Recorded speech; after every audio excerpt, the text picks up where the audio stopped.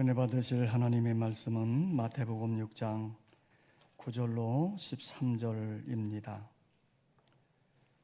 이 계시의 말씀을 읽을 때에 오늘도 살아계신 주님의 음성으로 들려주기를 원합니다. 함께 낭독을 하겠습니다. 그러므로 너희는 이렇게 기도하라. 하늘에 계신 너희 아버지여, 이름이 거룩히 여김을 받으시오며 나라가 임합시오며 뜻이 하늘에서 이루어진 것 같이 땅에서도 이루어지이다. 오늘 우리에게 일용할 양식을 주시옵고 우리가 우리에게 죄 지은 자를 사하여 준 것 같이 우리 죄를 사하여 주시옵고 우리를 시험에 들게 하지 마시옵고 다만 악에서 구하시옵소서. 나라와 권세와 영광이 아버지께 영원히 싸움나이다. 아멘. 성도들이 신앙생활 하면서 가장 많이 듣는 말 중에 하나가 기도하라, 이런 말입니다. 또 성도들이 신앙생활을 하면서 가장 많은 시간을 사용하고 있는 것이 바로 기도입니다.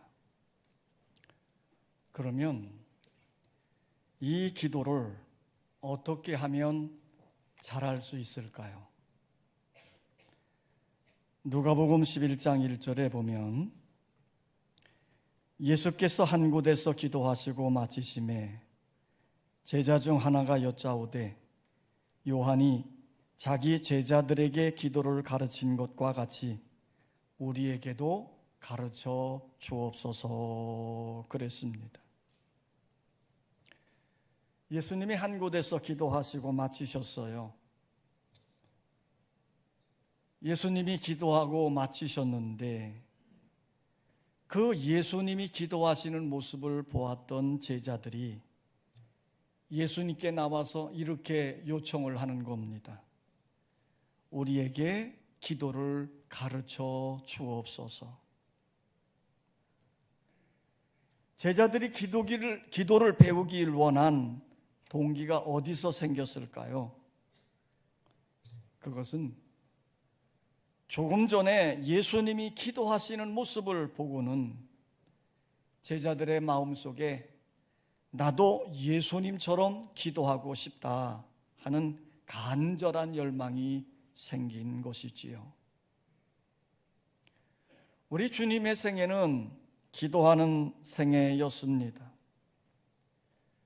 복음서에 나타난 주님의 기도 생활은 공생애를 시작하시기 전에 먼저 40일 금식 기도를 하셨고 제자들을 선택하실 때에는 밤을 새워가며 철야 기도를 하셨으며 새벽 미명에 일어나 새벽 기도를 하셨고 광야로 나가 광야 기도를 하셨고 변화산에 올라가 산 기도를 하셨고 수많은 병자들이 몰려왔을 때도 그들을 물리치시고 한적한 곳으로 가셔서 탈진된 영성을 회복하기 위해 기도하셨습니다. 또 예수님은 십자가를 앞에 놓고 겟세마네 동산에서 땀방울이 핏방울처럼 흘러내리도록 간절히 기도하신 것을 알 수 있습니다. 그러므로 공생애를 사시는 예수님의 시작은 기도로 시작하셨고 기도로 진행하셨으며 기도로 공생애를 마치셨던 것입니다. 이처럼 여러분, 우리 성도들도 기도해야 잘 살 수 있는 것입니다. 존스라는 학자가 사람은 왜 기도하는가? 라는 질문을 던지면서 마치 뻐꾸기가 왜 밤에만 우는가? 라는 질문과 또 독수리가 왜 끝없이 창공을 치솟아 오르는가 하는 질문과 같은 것이라고 했습니다. 왜냐하면 뻐꾸기는 밤에만 울도록 지음을 받았고 독수리의 날개는 높이 날 수 있도록 지음을 받은 것이지요. 마찬가지로 우리 인간은 기도하도록 지음을 받았다는 것입니다. 인간의 본성은 기도를 요구하고 기도함으로 하나님을 경외하도록 지음을 받은 것이지요. 제자들은 주님이 기도하시는 모습을 종종 보았을 것입니다. 그리고 주님이 기도하시는 모습에서 기도의 거룩함을, 기도의 영광을 알았을 것이지요. 기도를 마치신 후에 일어나시는 주님의 모습을 보았을 때 그 거룩한 광채와 얼굴의 평안함과 위로부터 부어주시는 능력으로 충만하신 주님을 보았을 것입니다. 그래서 제자들은 선생님, 우리에게 기도를 가르쳐 주옵소서라고 요청하신 것입니다. 기도를 요청한 제자들에게 예수님은 기도를 가르쳐 주셨습니다. 너희는 기도할 때에 이렇게 기도하라. 하늘에 계신 우리 아버지여, 이름이 거룩히 여김을 받으시오며 나라가 임합시오며 뜻이 하늘에서 이루어진 것 같이 땅에서도 이루어지이다. 오늘 우리에게 일용할 양식을 주시옵고 우리가 우리에게 죄 지은 자를 사하여 준 것 같이 우리 죄를 사하여 주시옵고 우리를 시험에 들게 하지 마시옵고 다만 악에서 구하시옵소서. 나라와 권세와 영광이 아버지께 영원히 쌓옵나이다. 예수님은 제자들에게 주기도문을 가르쳐 주신 것입니다. 주기도문은 주님의 기도가 아니라 주께서 가르쳐 주신 기도입니다. 너희는 기도할 때 이렇게 기도하라. 예수님은 말씀하시면서 주기도문에 나타난 방식대로 그 정신을 따라서 기도하라는 것입니다. 그러면 우리는 주기도문을 통해서 무엇을 배울 수 있겠습니까? 따라서 합시다. 우리는 하나님을 사랑하는 마음을 기도해야 한다. 하루는 어떤 율법사가 예수님에게 이런 질문을 했습니다. 선생님, 율법 중에 어느 계명이 큽니까? 이 질문에 예수님은 이렇게 대답하셨지요. 첫째는 내 마음을 다하고 목숨을 다하고 뜻을 다하여 주 너의 하나님을 사랑하라는 계명이고, 둘째는 내 이웃을 내 몸같이 사랑하라는 계명이니라. 바로 이 두 가지 계명이 온 율법과 선지자의 강령이니라 그랬어요. 우리는 예수님이 제자들에게 가르쳐 주신 주기도문을 통해서 위로는 하나님에 대한 사랑과 옆으로는 이웃에 대한 사랑을 깨닫게 됩니다. 주기도문 안에는 6개의 간구가 나오는데 그 간구 가운데 처음에 나오는 3개의 간구가 하나님의 영광을 직접적으로 구하고 있는 것이지요. 예수님은 제자들에게 먼저 하나님의 이름과 하나님의 나라와 하나님의 뜻을 위해서 기도하라고 가르쳤습니다. 우리는 기도할 때 하나님을 사랑하는 마음으로 하나님의 이름이 높아지며 하나님의 나라가 넓어지고 하나님의 뜻이 든든히 세워지기 위해서 기도해야 합니다. 그래야 하나님의 영광이 크게 나타나게 되는 것이지요. 예수님 당시에 서기관과 바리새인들이 기도할 때 잘못했던 점이 바로 여기에 있었습니다. 그들은 하나님을 사랑하는 마음으로 오직 하나님께 영광을 돌리겠다는 목적으로 기도하지 않았습니다. 그들은 사람에게 보이려고 기도를 했습니다. 자기들의 영광을 얻고자 기도했습니다. 예수님은 그들의 잘못을 지적하면서 우리의 기도는 하나님을 사랑하는 마음으로 하나님께 영광을 돌리기 위한 기도가 되어야 함을 가르쳐 주신 것입니다. 영국이 낳은 명장 가운데 찰스 조지 고돈이라는 장군이 있었습니다. 그는 중국과 아프리카에서 많은 공을 세웠지요. 그가 아프리카 수단의 총독으로 부임했을 때입니다. 그는 반란군을 도벌하기 위해서 그 자신이 직접 군인들을 이끌고 전쟁터로 나갔습니다.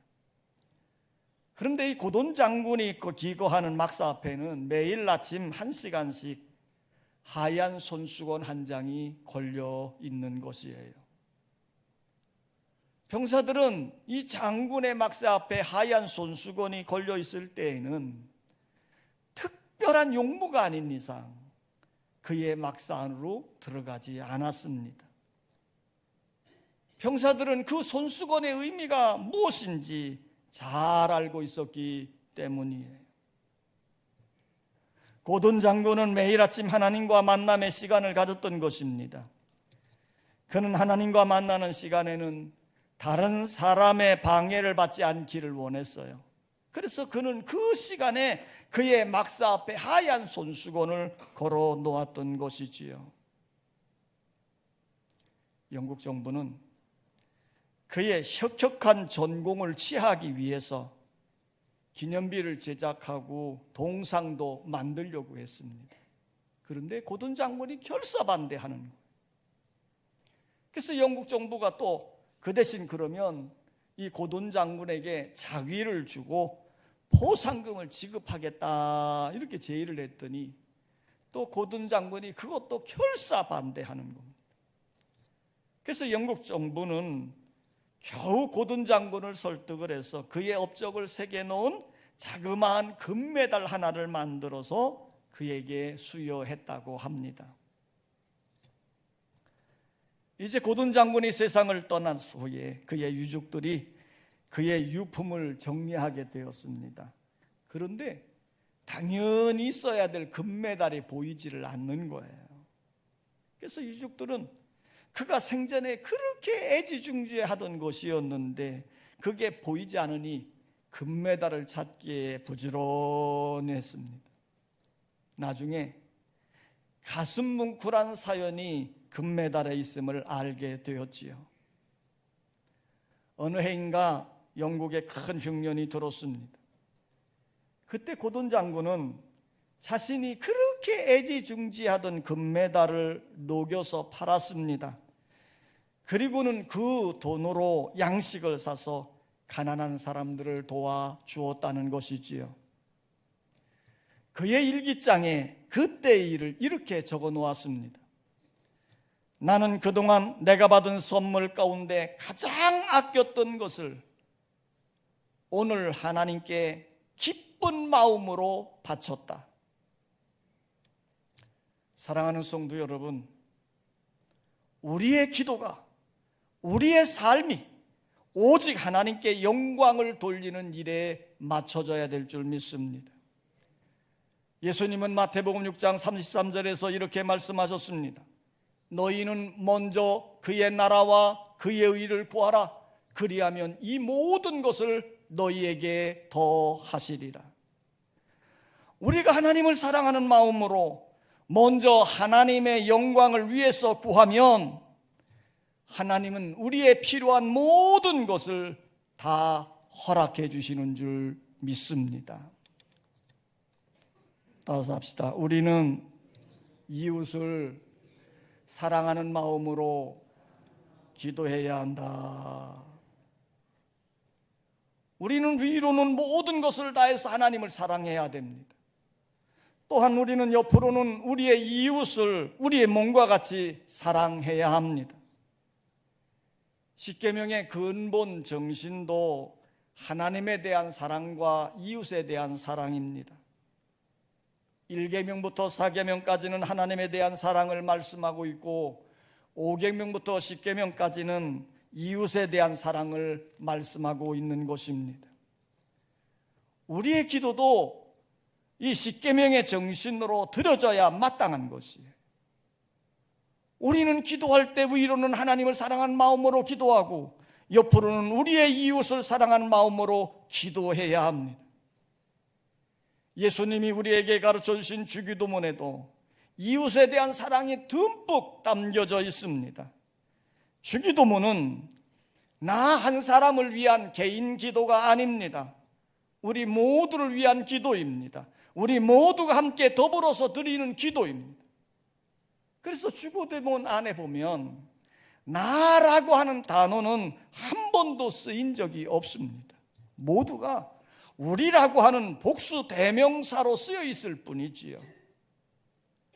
하늘에 계신 우리 아버지요, 오늘 우리에게 일용할 양식을 주시옵고 우리가 우리에게 죄 지은 자를 사하여 준 것 같이 우리 죄를 사하여 주시옵고 우리를 시험에 들게 하지 마시옵고.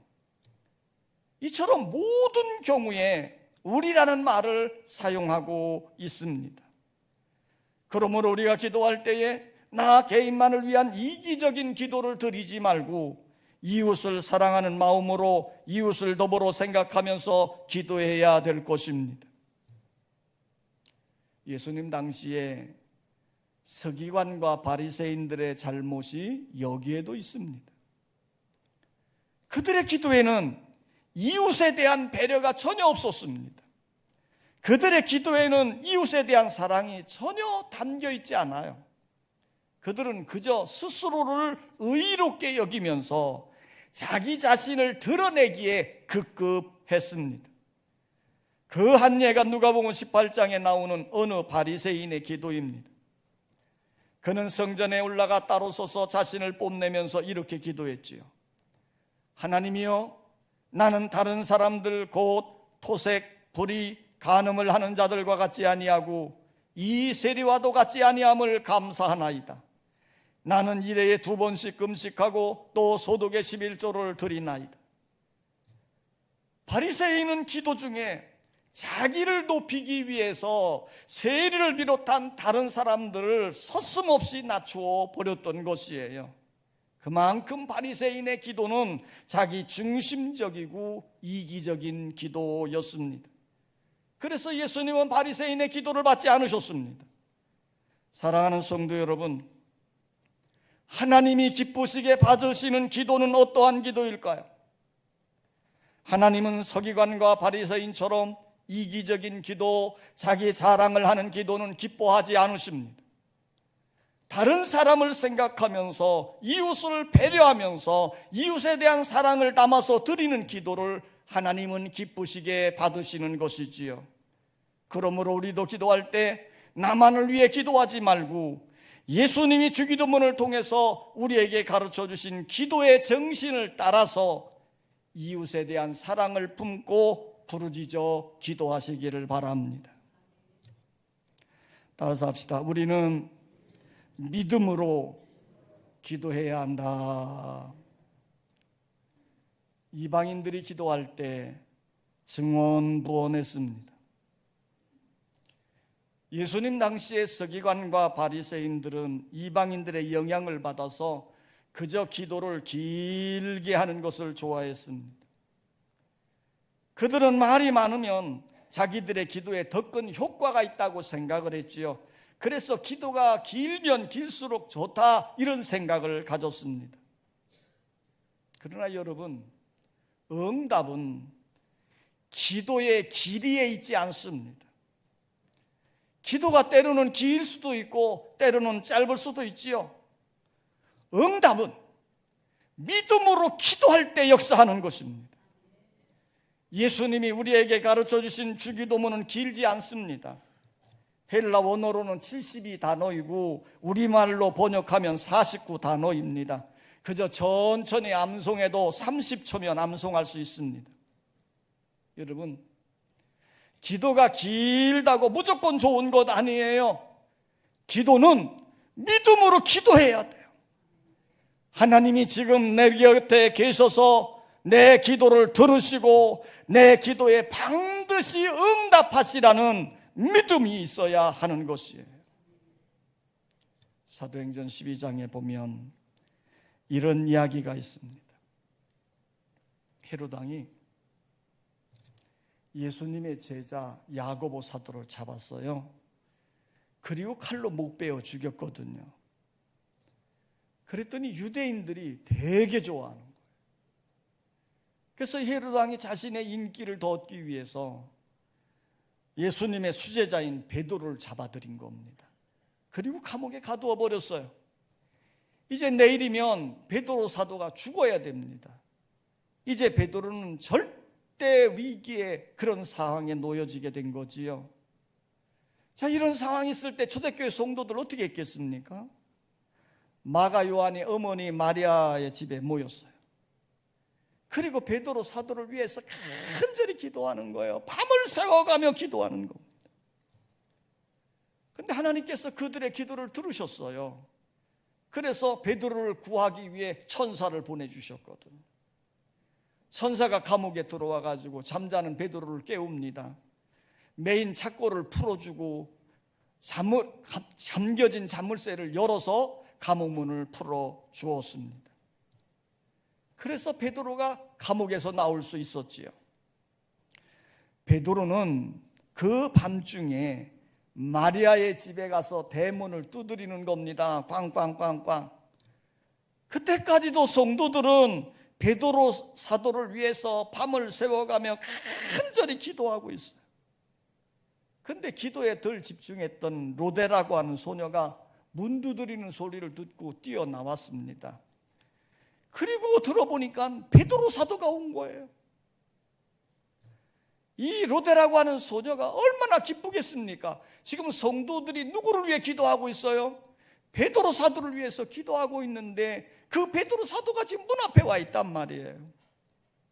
그래서 이 로데라고 하는 소녀가 너무 기쁜 나머지 문 열어주는 것도 잊어버리고 기도하는 장소로 들어갔습니다. 그리고 기도하는 사람들에게 외치는 겁니다. 지금 문 밖에 베드로 사도가 와 있습니다. 그때 성도들이 믿지 않았습니다. 뭐라고 말했습니까? 야, 너 미쳤구나. 지금 베드로 사도는 감옥에 있어. 그 말을 들은 로데라고 하는 소녀가 더욱 소리 지릅니다. 정말입니다. 지금 베드로 사도가 문 앞에 와 있습니다. 그래도 성도들은 믿지 않았지요. 그럼 뭐라고 말합니까? 그러면 베드로의 천사가 와 있는 것 같구나 그랬습니다. 그러니까 초대교회 성도들이 밤새고 기도하고 있지만 기도하는 즉시 하나님이 응답해 주시리라는 사실은 전혀 믿지 않고 있는 거예요. 어쩌면 그들의 기도에 믿음이 없었던 기도였는지도 모르겠습니다. 나중에 그들은 베드로가 문 밖에 서 있는 것을 보고 충격을 받았고 너무너무 기뻐했지요. 여러분, 기도의 응답은 기도의 길이에 달려있지 않습니다. 성경 말씀이 다 포함되어져 있는데도 있지 않습니다. 그리고 기도의 내용에도 있는 것이 아닙니다. 오직 기도는 믿음으로 해야 되는 것입니다. 믿음으로 기도해야 하나님이 들으시고 응답하시는 것입니다. 우리가 일용할 양식을 위해 기도할 때 하나님이 우리에게 일용할 양식을 주신다는 믿음이 있어야 합니다. 우리가 우리의 죄사함을 위해서 기도할 때 우리가 지은 죄가 어떠한 것이라도 하나님은 씻는보다도 더 깨끗하게 씻어주신다고 하는 믿음이 있어야 하는 것이에요. 하나님이 우리를 인도하심을 바라면서 기도한다면 하나님이 나를 눈동자처럼 지키시고 나의 발걸음을 인도해 주신다고 하는 믿음이 있어야 되는 것입니다. 그래서 예수님은 마가복음 11장 24절에서 이렇게 말씀하셨어요. 그러므로 내가 너에게 말하노니 무엇이든지 기도하고 구하는 것은 받은 줄로 믿으라. 그리하면 너에게 그대로 되리라. 예수님은 믿음대로 되리라고 말씀을 하셨습니다. 야고보 감독은 이렇게 기록했습니다. 의인의 간구는 역사하는 힘이 많으니라. 그럼 누가 의인입니까? 로마서에 보면 오직 의인은 믿음으로 말미암아 살리라 그랬습니다. 믿음으로 사는 자, 믿음으로 구하는 자가 바로 의인이에요. 우리가 믿음으로 구할 때 우리의 기도에는 역사하는 힘이 많다는 것입니다. 여러분, 믿음으로 기도하십시다. 믿음으로 기도해야 됩니다. 우리가 기도할 때 하나님이 지금 내 곁에 계셔서 내 기도에 귀를 기울이시고 내 기도에 응답해 주신다는 믿음으로 기도하는 여러분 되시기를 주의 이름으로 축원합니다. 아버지 하나님, 우리가 믿는 생활 가운데 하나님이 우리에게 주신 놀라운 은혜, 축복 중 하나가 기도입니다. 오늘 우리는 제자들이 예수님의 기도하는 모습을 보면서 우리에게도 기도를 가르쳐 주옵소서 요청했던 것처럼 정말 하나님이 기뻐 응답하고 예수님이 인정하시는 온전한 기도꾼들이 될 수 있도록 은혜를 더해 주시옵소서. 기도는 위로는 하나님의 사랑을, 옆으로는 이웃에 대한 사랑을 담고 하는 것입니다. 그리고 그 기도는 믿음으로 행해야 됩니다. 믿음으로 부르짖을 때, 믿음으로 간구할 때 하나님은 반드시 들으시고 응답하시고 역사하시는 줄 믿습니다. 우리에게 의인된 담대한 믿음을 주시옵소서. 예수님의 이름으로 기도하옵나이다. 아멘.